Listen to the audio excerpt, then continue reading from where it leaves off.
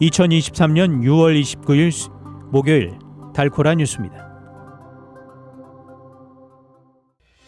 알렌 프리미엄 아울렛몰 총기 난사 사건에서 총격범에 대응한 알렌 경찰관의 바디캠 영상이 어제 공개됐습니다.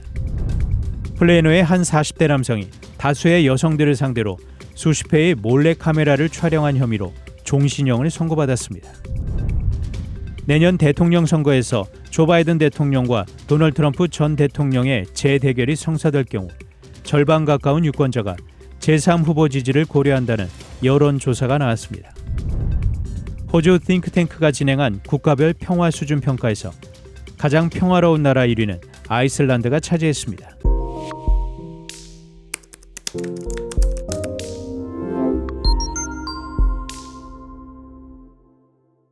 알렌 프리미엄 아울렛몰 총기 난사 사건에서 총격범에 대응한 알렌 경찰관의 바디캠 영상이 어제 공개됐습니다. 이번 영상은 대배심이 범인을 총으로 쏴 죽인 경찰관을 무혐의 처리한 후 공개됐습니다.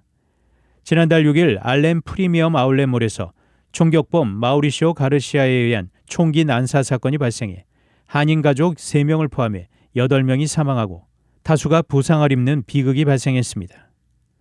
해당 영상은 경찰관이 한 어머니와 두 아이에게 이야기하고 있을 때 10발 이상의 총성이 들리는 것으로 시작됩니다.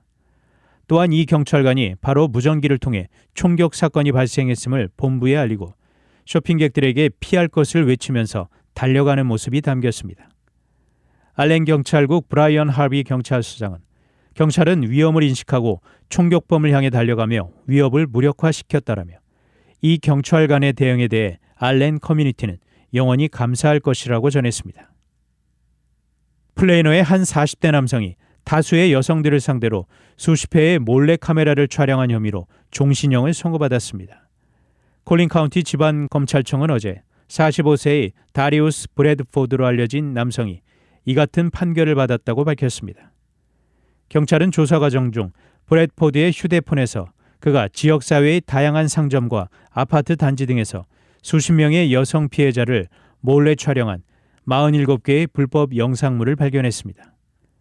법원 기록에 따르면 브래드포드는 이전에도 몰카 촬영으로 2차례 체포된 이력이 있었습니다. 콜린 카운티 지방검찰청의 그렉 윌리스 검사장은 브래드포드는 47회에 걸쳐 23명의 여성의 사생활을 침해했고 몰래 옷을 벗는 영상 등을 녹화했다며 자신의 직업을 이용해 피해자들에게 접근해 그들의 신뢰를 이용해 이 같은 범죄를 저질렀다고 밝혔습니다. 내년 대통령 선거에서 조 바이든 대통령과 도널드 트럼프 전 대통령의 재대결이 성사될 경우 절반 가까운 유권자가 제3후보 지지를 고려한다는 여론조사 결과가 나왔습니다.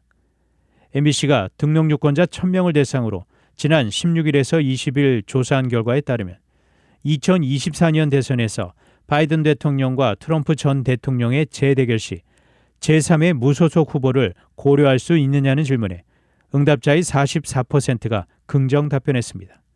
전체의 53%는 다른 후보에 대한 지지를 고려하지 않는다고 밝혔습니다. 특히 정당별로는 공화당보다 민주당 지지층 내에서 제3후보에 대한 검토 가능성이 다소 높은 것으로 나타났습니다. 민주당 지지층의 45%가 제3후보 지지 가능성을 내비친 반면 공화당 지지층에서는 비율이 34%에 불과했습니다. 호주 싱크탱크가 진행한 국가별 평화 수준 평가에서 가장 평화로운 나라 1위는 아이슬란드가 차지했습니다. 시드니에 본부를 둔 국제관계 싱크탱크 경제평화연구소 IEP는 28일 전 세계 163개국을 대상으로 세계 평화지수 GPI 2023 보고서를 발표했습니다. 아이슬란드가 15년 연속 1위를 차지했고 그 뒤를 덴마크, 아일랜드, 뉴질랜드, 오스트리아가 이었습니다. 한국은 평화로운 나라 순위에서 43위를 기록했고 미국은 131위를 받았습니다. 반면 가장 낮은 순위를 기록한 건 아프가니스탄이었습니다. 그 뒤를 예멘, 시리아, 남수단, 콩고 민주공화국이 이어 최하국 5개국에 포함됐습니다.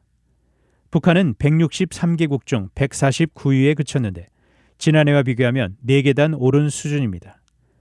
러시아는 평화로운 나라 순위에서 북한보다 낮은 158위를, 우크라이나는 그보다 한 단계 높은 157위로 집계됐습니다. 단신 뉴스입니다. 윤석열 대통령이 29일 통일부 장관의 김용호 교수를, 문체부 2차관의 역도스타 장미란 교수를 발탁하는 등 대규모 장차관 인사를 단행했습니다. 아동 청소년이 등장하는 음란물을 소지해 처벌받은 사람의 공무원 임용을 금지한 현행법은 헌법에 어긋난다는 헌법재판소 판단이 나왔습니다. 세계보건기구 WHO가 다음 달 설탕을 대체하는 인공감미료 아스파탐을 발암 가능 물질로 분류할 계획이라는 보도가 나왔습니다. 세계은행이 29일 경제 위기를 겪는 스리랑카에 7억 달러를 지원하기로 했습니다.